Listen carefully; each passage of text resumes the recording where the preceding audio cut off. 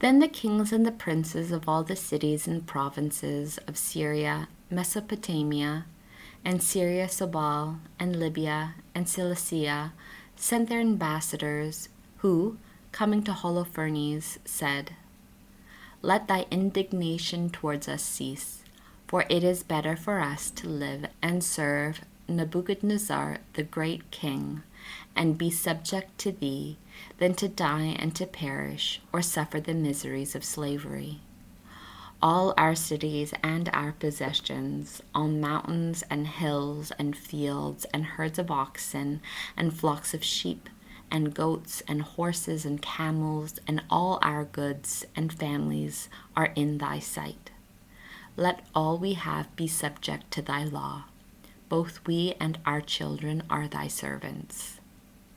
Come to us, a peaceable Lord, and use our service as it shall please thee."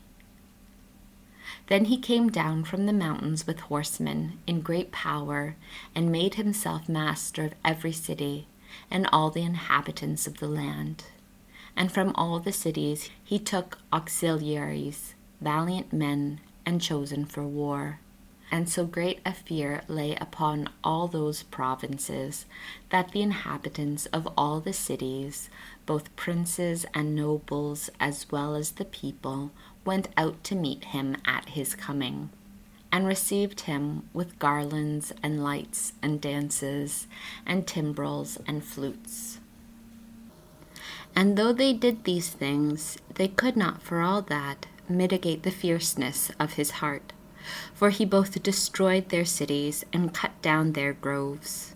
For Nebuchadnezzar the king had commanded him to destroy all the gods of the earth, that he only might be called God by those nations which could be brought under him by the power of Holofernes.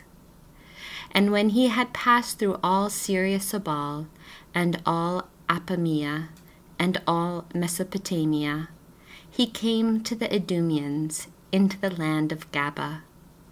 And he took possession of their cities, and stayed there for 30 days, in which days he commanded all the troops of his army to be united.